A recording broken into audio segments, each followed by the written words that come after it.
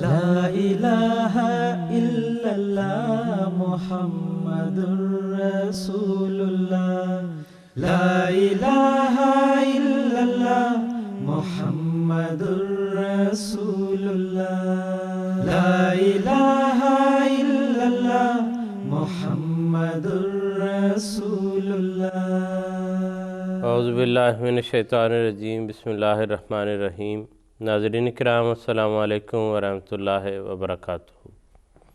Programme دینی و فقہی مسائل کے ایک اور قسط کے ساتھ، نئے سوالات کے ساتھ ایک مرتبہ پھر اللہ تعالیٰ کے فضل اور توفیق سے ہم آپ کی خدمت میں حاضر۔ آج کے اس پروگرام میں ہمارے پاس متفرق سوالات ہیں، کسی ایک موضوع سے ان کا تعلق نہیں ہے۔ ان سوالات کے جواب ہم سن سکیں گے علماء سلسلہ سے جو یہاں اسٹوڈیو میں تشریف رکھتے ہیں۔ ان میں ہیں مکرم محترم مولانا ظہیر احمد خان صاحب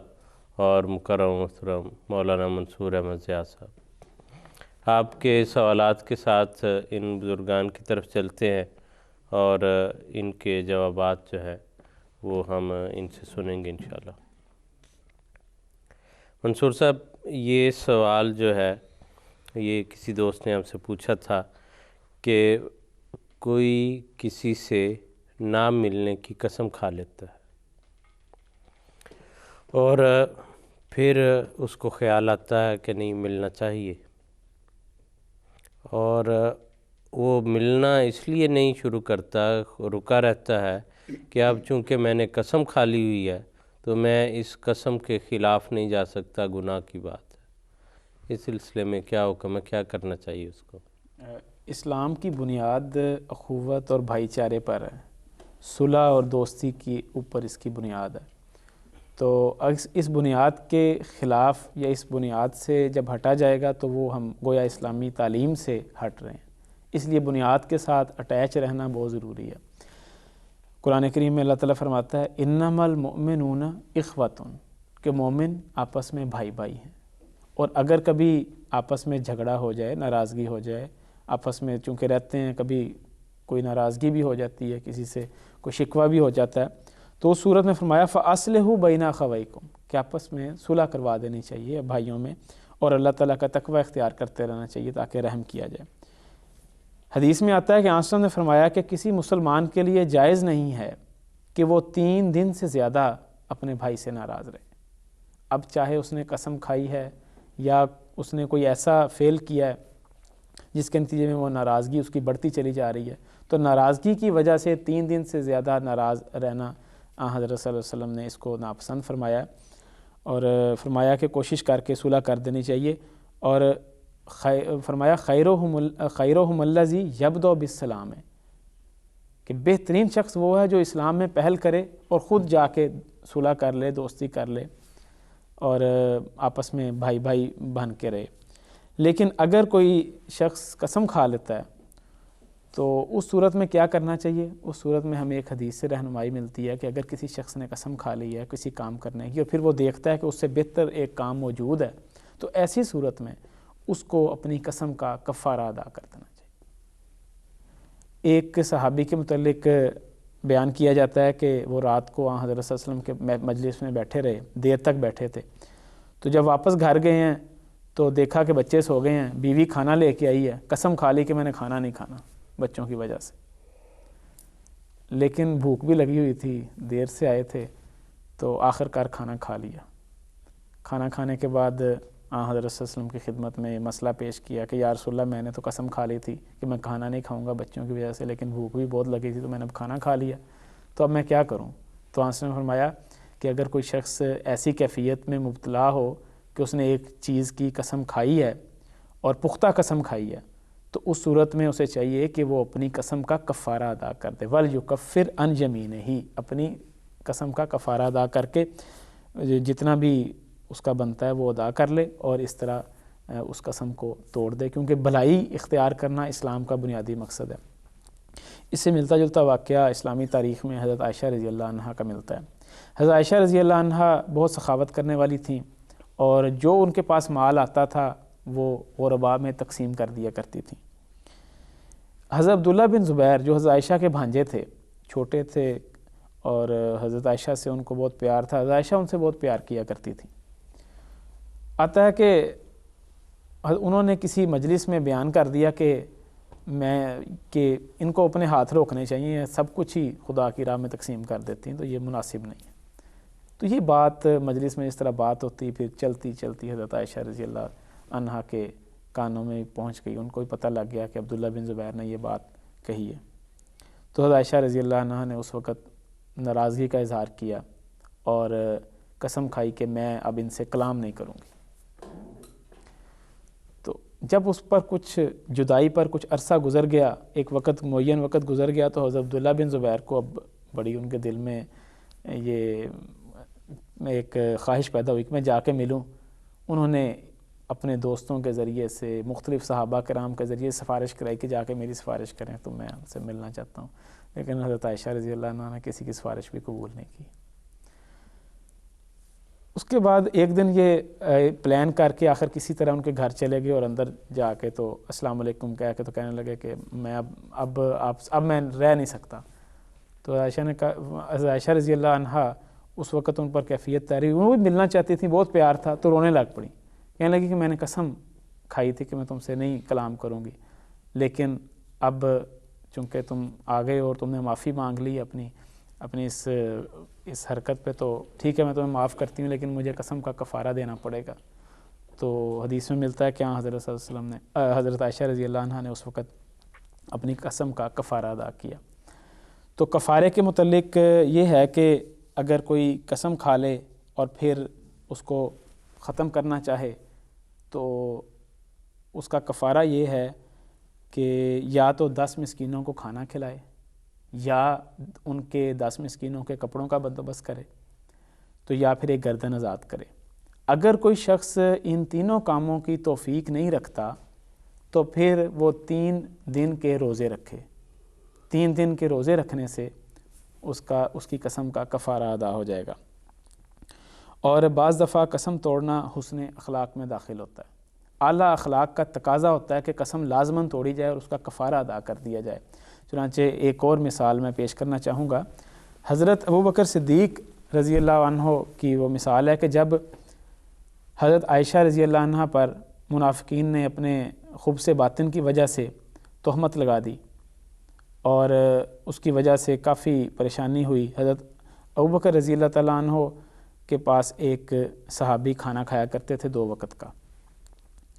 تو وہ بھی اپنی سادگی کی وجہ سے اس الزام میں یا وہ بات پھیلانے میں کہیں شامل ہو گئے۔ حضرت ابوبکر صدیق رضی اللہ تعالیٰ عنہ کو جب پتہ لگا تو حضرت حضور نے کہا کہ میں اب اس کی سزا دوں گا، اور قسم کھائی کہ آج کے بعد میں اس کو روٹی نہیں دوں گا، کھانا اس کا بند کر دیں۔ تو جب اس کا بھی چرچا ہوا تو خدا تعالیٰ نے اس بنیاد پہ ایک قرآن کریم میں اس کا تذکرہ فرمایا اور فرمایا کہ لا یأتل اولو الفضل منکم والسعۃ ان یؤتوا اولی القربى والمساکین والمہاجرین فی سبیل اللہ، کہ جو صاحب فضیلت اور صاحب توفیق لوگ ہیں وہ اس بات کی قسم نہ کھائیں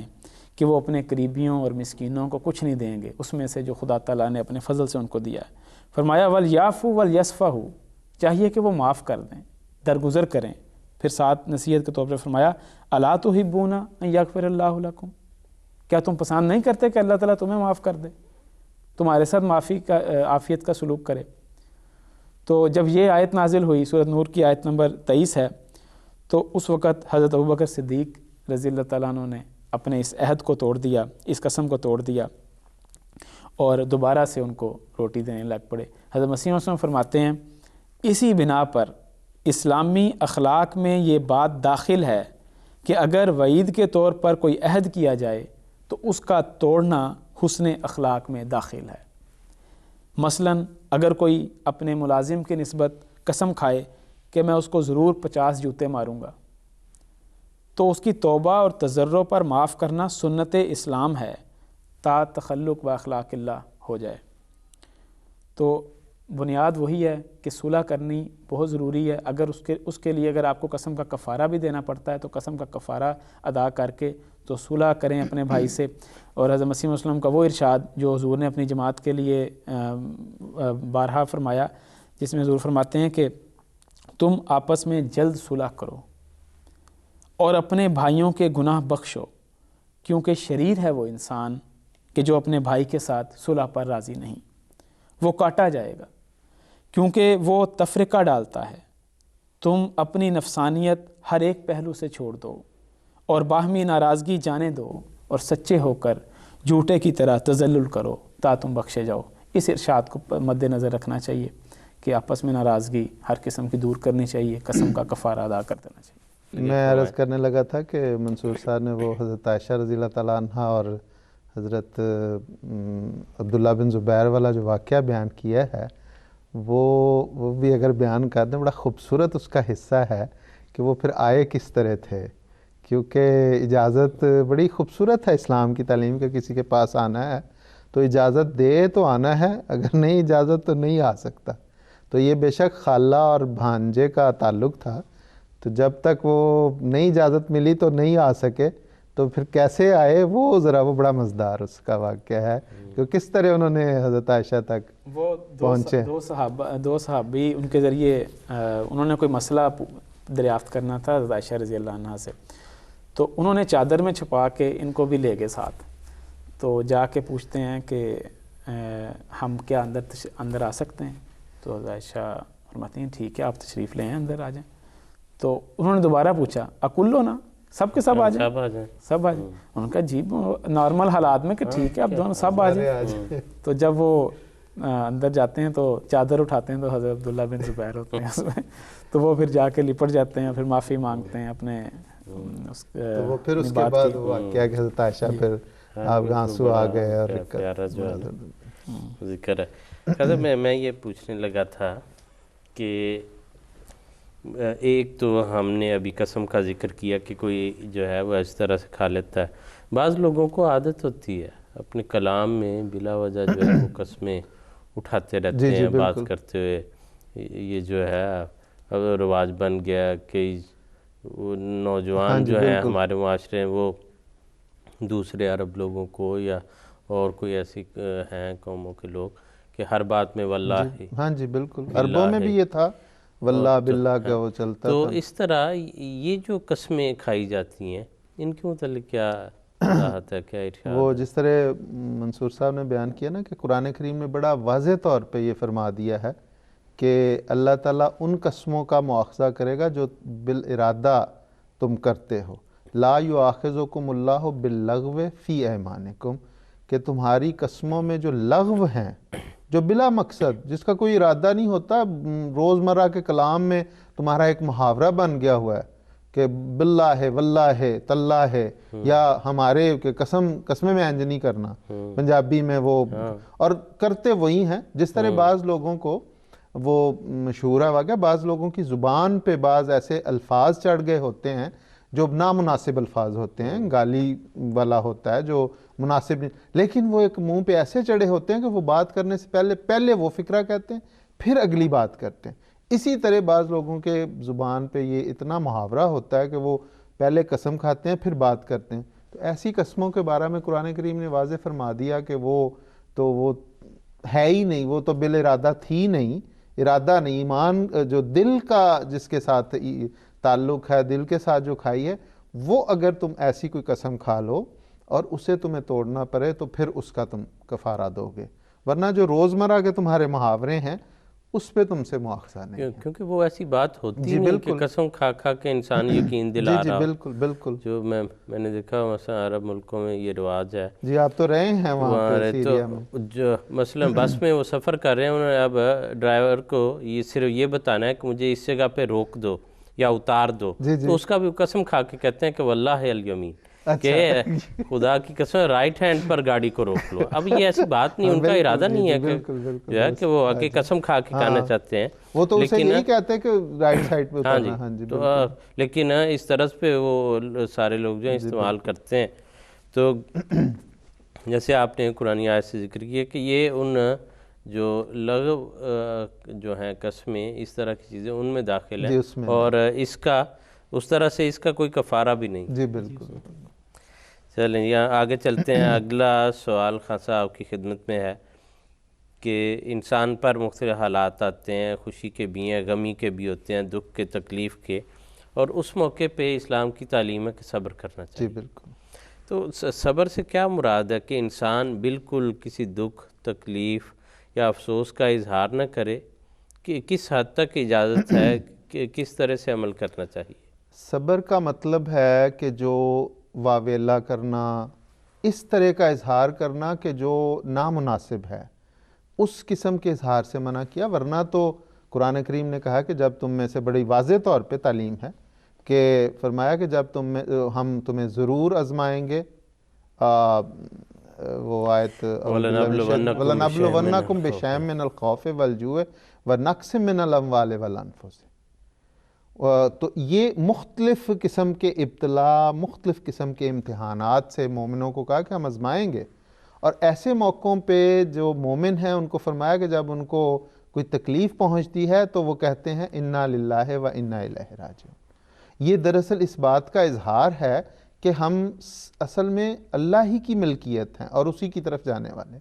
تو یہ بھی ایک افسوس کا اظہار ہے کہ ہم سے یہ چیز چھن گئی ہے، اور یہ ایک بڑا مناسب اظہار ہے اس پہ. اور جو صبر کا جو عدم صبر ہے وہ دراصل یہ ہے کہ جو حضور صلی اللہ علیہ وسلم کی آمد یا اسلام سے پہلے جو باقاعدہ وہ نوحہ کیا کرتے تھے، اپنے وہ شکل جیوبہ و لطمل خدود، کہ اپنی چہروں کو پیٹا کرتے تھے، گریبان پھاڑ لیا کرتے تھے. باقاعدہ سیاپا کرنے والی، نوحہ کرنے والی ایکسپرٹ خواتین تھیں جو باقاعدہ بلائی جاتی تھی، جو ایک ماحول کریٹ کر دیتی تھی اس کو، اور اس میں اس قسم کی لغو باتیں، واہیات باتیں جو تھی، اس سے اسلام نے منع کیا. ورنہ تو سوگ اور افسوس کا تو حکم دیا واضح طور پہ. حضور صلی اللہ علیہ وسلم نے فرمایا کہ جو مومنہ ہے وہ کسی بھی میت پہ 3 دن سے زیادہ اسے سوگ کرنے کی اجازت نہیں ہے. کوئی بھی اس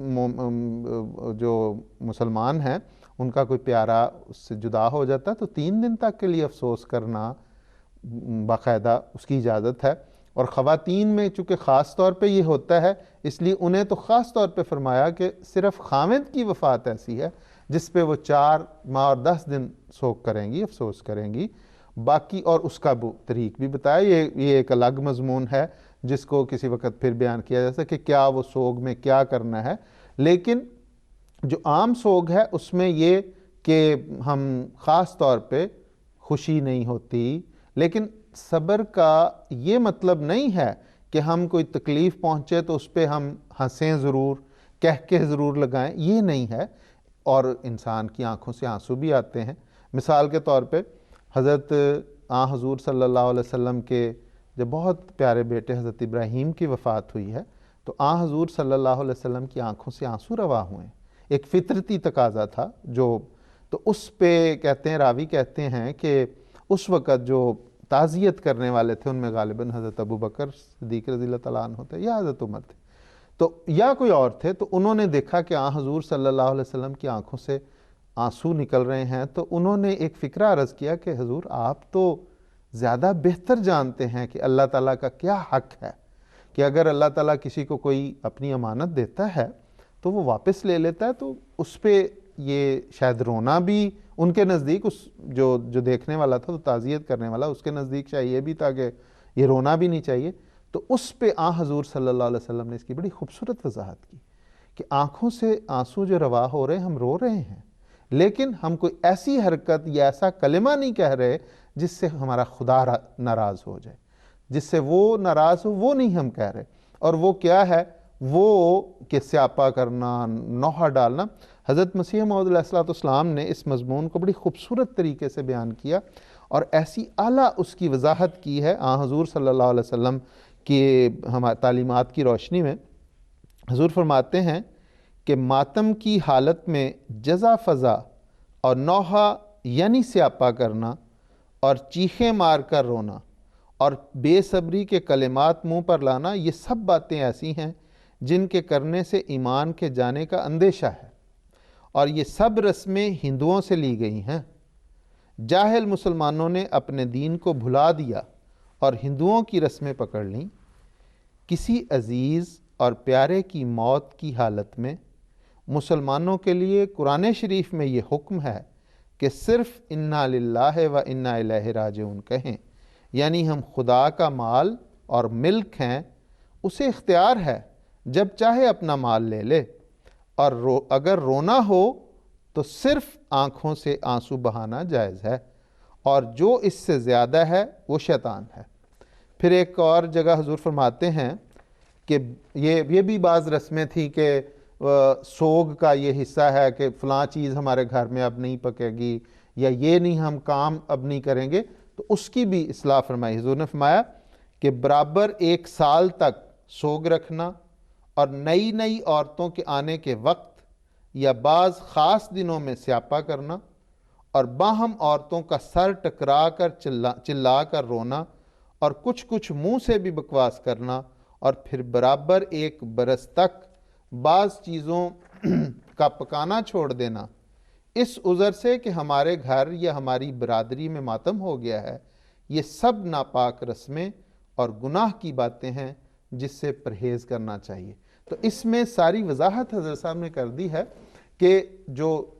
نوحہ اور ماتم اور چلانا اور اس قسم کی رسمیں کہ خاص دن یہ چونکہ جمعرات کو فوت ہوا تھا، اب جمعرات کو ہم یہ نہیں کریں گے یا یہ نہیں پکانا، یہ ساری باتیں اسلام نے منع کی ہیں۔ لیکن جس طرح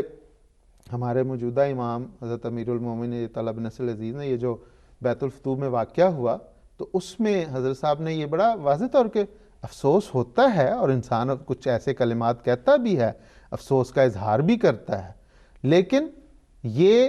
اس میں کوئی حرج کی بات نہیں، افسوس ہوتا ہے انسان کے، ایک فطرتی تقاضا ہے کہ جب ایک تکلیف پہنچتی ہے تو اس میں افسوس ہوتا ہے۔ وہ اچھا وہ ہے وہ الفاظ میں نے نوٹ کیے ہیں، جزاک اللہ، بہت شکریہ، وہ اس غرض کے لیے کیونکہ صاحب نے اس کے دونوں پہلو جو ہیں جی بالکل بہت خوبصورت وہ بڑے بیان کیے۔ خوبصورت انداز میں مکمل احاطہ کر کے بیان۔ تو یہ 2 اکتوبر کا خطبہ جمعہ تھا کہ جب مسجد کے ملحق کا حال جو ہے آگ کی وجہ سے جلے، تو اس کے بعد صاحب نے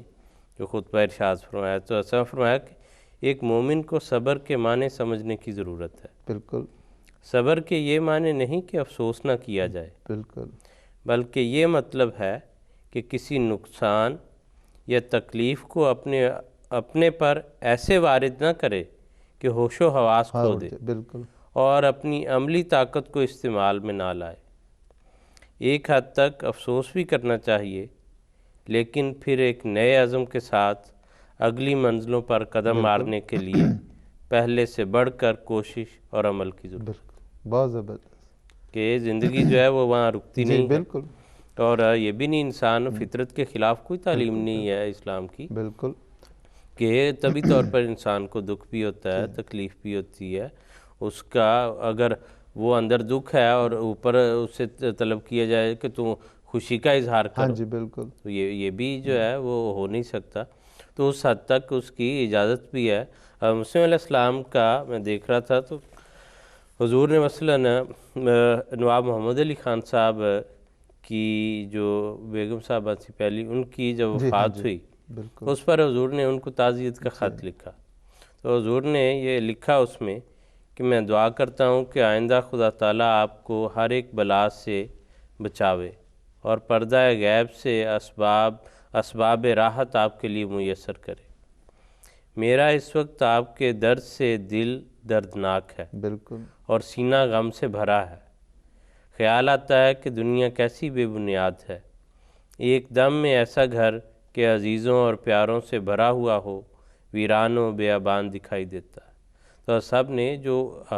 خود اپنا اظہار کر کے بتایا کہ اس خیال سے مجھے جو ہے وہ بھی دکھ ہے اور درد ہے اور غم ہے۔ حضرت خلیفۃ المسیح اول رضی اللہ تعالیٰ عنہ مولوی نور الدین صاحب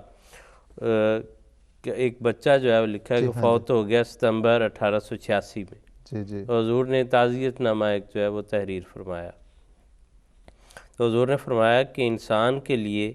اس کے گوشہ جگر کا صدمہ بڑا بھاری زخم ہے، اس کے لیے اس کا اجر بھی بہت بڑا ہے۔ ہاں جی بالکل، تو دونوں باتوں وہ زخم تو ہے، لیکن توجہ جو اصل بات ہے کہ اللہ تعالیٰ کی طرف رہنی چاہیے، وہاں تک بات کو جو ہے موڑ بھی دیا کہ اس کا اجر جو ہے وہ انسان کو ملتا ہے یہ اس وجہ سے۔ حضرت خلیفۃ مسیح اول کا یہ غالباً وہی واقعہ ہے جس میں حضرت صاحب کا جو بیٹا فوت ہوا ہے تو حضور نماز پڑھانے کے لیے آئے ہیں، تو حضور نے اللہ اکبر کہہ کے، تو قرات بالجہر تھی تو کچھ دیر خاموش رہے ہیں، پیچھے سے جب کافی دیر ہو گئی تو پیچھے مقتدیوں نے سبحان اللہ کہا، تو پھر حضرت صاحب نے پھر بھی کچھ دیر کے بعد قرات شروع کی، تو بعد میں نماز پڑھانے کے بعد حضور نے فرمایا کہ مجھے پتا تھا کہ میں نے پڑھنا ہے، لیکن میں سوچ رہا تھا اور میرے دل میں تھا کہ میں الحمدللہ کہ تمام تعریفیں اللہ تعالیٰ کے لیے ہیں اس وقت کہوں جب میرے دل سے یہ آواز آئے۔ ابھی مجھے صدمہ تھا، میں سوچ رہا تھا کہ کہیں میرا یہ الحمدللہ دکھاوا نہ ہو کہ صرف میں اوپر سے تو یہ اظہار کر رہا ہوں کہ تمام تعریفیں اور اس کے لیے ہیں، اور اندر سے میں یہ محسوس کر رہا ہوں کہ میرا بچہ اس نے لے لیا۔ تو جب تک مجھے اس بات پہ یقین نہیں ہو گیا اور تسلی ہو گئی کہ اسی کی ملکیت تھی جو وہ لے کے گیا، تب میں نے یہ الحمدللہ کیا۔ تو اسی طرح بلکہ یہ فرمایا کہ ممکن تھا کہ میں نے یہ سوچا کہ ممکن ہے یہ بچہ بڑا ہو کر تو والدین کے لیے کسی ابتلا کا باعث بنے، تو اس پر میرے دل سے الحمدللہ نکلی کہ اللہ تعالیٰ نے اس کو بچپن میں اپنے پاس بلا لیا تاکہ یہ بڑے ہو کر کوئی حضرت صاحب نے یہ جو حضرت صاحب کا اپنے خطبے کا ذکر کیا ہے، اور ساتھ ہی وہ حضرت مسیح علیہ السلام کا جو نواب محمد علی خان صاحب رضی اللہ تعالیٰ عنہ کے لیے وہ خط پڑھا ہے آپ نے، اس میں ایک اور بات بھی مجھے ذہن میں آئی ہے کہ حضرت صاحب نے انا للہ و انا الیہ راجعون کی موجودہ حضرت صاحب نے نہایت خوبصورت تفسیر بیان کی تھی کہ اس کا مطلب یہ ہے کہ جب ہم کہتے ہیں انا للہ و انا الیہ راجعون، تو ایک طرف ہم یہ اظہار کر رہے ہوتے ہیں کہ ہم اس کی ملک ہیں، ہم اس کی ملکیت ہیں، ہم اسی کا مال ہیں، اور ساتھ ایک یہ اظہار ہوتا ہے کہ وہ مالک ہے، وہ چاہے تو اس کا نعم البدل ہمیں عطا کرے گا۔ جی بالکل۔ اور وہی اللہ تعالیٰ نے حضرت مسیح علیہ السلام کی ان کلمات بابرکت جو ابتدا جہاں سے ہو رہی ہے، تو پھر ایسا حضرت نواب محمد علی خان صاحب کو ایسا جوڑ عطا کیا، ایسا جوڑا عطا کیا، ایسی نعمت عطا کی جو حضرت اقدس مسیح موعود علیہ السلام کا جگر گوشہ تھی۔ جی بالکل۔ تو غالباً اسی کی طرف ایسا ہی حضرت صاحب کی جو تھی کہ یہ جب مولوی جو ہیں یہ اب کہہ رہے ہیں سبحان اللہ اور ہمارے جلنے پہ، ہماری مسجد کے جلنے پہ، تو ہم اللہ کے فضل سے اس وقت سبحان اللہ کہیں گے جب اس سے اچھی ہماری یہ ہال جو ہے، یہ مسجد کا یہ حصہ جو ہے اس سے بہت اچھا بنے گا، تو اسے دیکھ کے ہم سبحان اللہ بھی کہیں گے اور ماشاء اللہ بھی کہیں گے کہ اس سے بڑھ کے جو ہے۔ جی، تو یہ بڑی خوبصورت تفسیر تھی جو اس وقت مجھے سمجھ آئی جو صاحب نے اس واقعہ پر اپنے دکھ کا، غم کا اظہار بھی کیا، افسوس کا بھی کیا، اور پھر جو آگے جیسے انسان کو بڑھنا چاہیے، جیسے کام کرنا چاہیے، اور جو مثبت سوچ کے ساتھ بڑھنا آگے ضروری ہے، اس کی طرف بھی توجہ دلائی کہ یہاں ہم نے رکے نہیں رہنا، اور نہ ہی یوں ہوتا ہے، اور یہ باتیں جو ہیں اس کے خلاف بھی نہیں ہے دینی تعلیمات کے، جیسے ابھی سارا جو ہے آیات کے حوالے سے، حضور صلی اللہ علیہ وسلم کی سیرت سے، حضور علیہ السلام کے حوالے سے ابھی ہم نے ذکر کیا، تو اس لیے مقصد یہ ہے کہ انسان اس میں جزا فضا میں دکھ درد کے اظہار میں حد سے نہ نکل جائے کہ جس کی وجہ سے وہ خدا تعالیٰ کی ان افعال سے شاکی ہونے لگے، کیونکہ اب انسان وہ مسلم رضی اللہ تعالیٰ عنہ کا شعر میں ذہن میں آ رہا کہ وہ فضل تیرا یا رب یا کوئی ابتلا ہو، راضی ہیں ہم اسے میں جس میں تیری رضا ہو۔ تو اصل چیز تو اللہ تعالیٰ کی رضا ہے، اگر وہ انسان کو اللہ تعالیٰ اپنے فضل سے یہ توفیق عطا فرما دے کہ وہ ہر حال میں اس پر قائم رہے، تو وہی اس کے لیے راہ نجات ہے۔ اور اس میں بلکہ یہ جو کہ بعض اوقات کوئی تکلیف پہنچتی ہے تو اس وقت انسان کا جو جھکاؤ اللہ تعالیٰ کی ذات کی طرف ہوتا ہے، وہ بھی بعض اوقات انسان کو اور بڑے ابتلاؤں سے بچاتا ہے۔ یہی جو واقعہ ہمارا مسجد بیت الفتوح کے ان ہالز کا ہوا، اس کے متعلق جب کسی مجھے جو اس کا عینی دیکھنے والا ہے حضرت صاحب کی اس کیفیت کو، اس نے مجھے بتایا کہ جب اس طرح اطلاع ملی تو حضرت صاحب تشریف لے آئے جو ہماری مسجد فضل والا ہے ٹرانسمیشن کا حصہ، اس میں تشریف لے آئے، اور وہیں پہ حضرت صاحب نے ساری پوچھا کہ یہاں سے ہماری جو ٹرانسمیشن ہے وہاں سے تو نہیں کچھ ہوتی، یہیں سے ساری، تو سارا بتایا گیا۔ تو اس موقع پہ جب اطلاعیں تو مل رہی تھیں، تو ایک اطلاع جو حضرت صاحب کو ملی کہ اب جو ناصر ہال ہے اس سے آگے ایم ٹی اے کی طرف وہ بڑی، جس کا حضرت صاحب نے ذکر بھی اس میں کیا ہے، تو اس وقت جب حضرت صاحب کو یہ اطلاع دی تو کہتے ہیں کہ حضرت صاحب کے چہرے پہ اس وقت ایک خاص کیفیت پیدا ہوئی ہے، ایک پریشانی بھی تھی جس میں، اور جس میں کوئی ایسی کیفیت تھی جس سے پھر ایسی کوئی درد بھری دعا اٹھی ہے کہ اس آگ کو اس نے وہیں روک دیا۔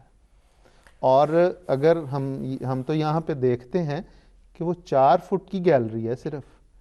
تو ایک طرف جس طرح حسان نے فرمایا تھا نا کہ اس دعا سے پھر وہ اللہ تعالیٰ نے خاص کیفیت پیدا ہوئی ہے۔ وہ صاحب نے تو اپنی اس کیفیت کو بہت واضح نہیں کیا، بقول کے نہیں، طبیعت کا حجاب ہمیشہ سے ایسا ہوتا ہے، وگرنہ یہ حقیقت بات ہے کہ اس وقت جو ایسا فرمایا کہ فکر بھی پیدا ہو، وہ فکر یہی تھی، وہ فکر دعا میں بدلی، اور کس کیا رنگ اس نے اختیار کرنا ہے۔ اور وہ ایسی دعا پڑی ہے یہاں پہ کہ وہ پھر حضرت مسیح علیہ السلام کا وہ جو فکرہ ہے کہ آگ ہماری غلام بلکہ ہمارے غلاموں کی غلام ہے، تو اس وقت حضرت مسیح علیہ السلام کے سب سے بڑے غلام تو ہمارے یہ آقا ہیں، ان کے نمائندہ سب سے بڑھ کے،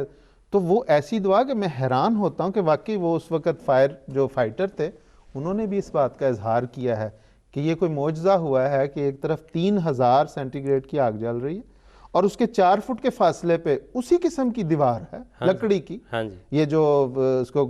لکڑی کی دیواریں ہیں، دروازے ہیں 3، انہیں اللہ تعالیٰ نے ایسے محفوظ رکھا ہے کہ جیسے وہ ٹھنڈی وہاں پہ کوئی پڑی ہے، وہ اس کا، اور اتنی دیر وہاں آگ جلتی رہی ہے اس کے برابر میں، اور خاصا ہر چیز میلٹ ہو گئی ہے وہاں پہ۔ اس دروازے پہ میں نے اس کی وہ تصویر لی ہے اندر سے کہ اس کو یوں جیسے آگ چھو کے بس جو ہے نا وہ واپس چلی گئی۔ بالکل یہ اگر کوئی اندر کسی چیز کو اللہ تعالیٰ کے فضل سے یہ اس دور کا بھی یہ نشان ہے، آئندہ اس کو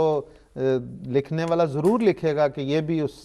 دور کے جو خدا کے محبوب بندے کی دعا کا ایک کھلا نشان تھا، جو مسیح علیہ السلام کا وہ فکرہ پھر ایک دفعہ پورا ہوا، جس کو وہاں موجود سب لوگوں نے دیکھا اور محسوس کیا بلا شبہ۔ جی اب آج کے پروگرام کا وقت جو ہے وہ اپنے اختتام کو پہنچتا ہے، اس لیے ہم یہ گفتگو جو ہے ابھی یہاں پر روکنی پڑے گی۔ آپ دونوں بزرگان کا بھی بہت شکریہ، اور ویورز کا بھی، کہ جو دیکھتے بھی ہیں اور اپنی آراء جو ہیں ان سے بھی ہمیں نوازتے ہیں۔ کوئی اور بات آپ پوچھنا چاہیں یا کوئی موضوعات آپ کے ذہن میں ہو جو جن کے متعلق آپ سننا چاہیں، پوچھنا چاہیں، تو وہ بھی ہمیں ای میل کے ذریعے آپ لکھ کر بھیج سکتے ہیں، ہم انشاءاللہ ان کو بھی اپنے پروگرام کا بڑی خوشی سے حصہ بنائیں گے۔ جزاکم اللہ حسن جزا۔ السلام علیکم ورحمۃ اللہ وبرکاتہ۔ لا الہ الا اللہ محمد رسول اللہ، لا الہ الا اللہ محمد رسول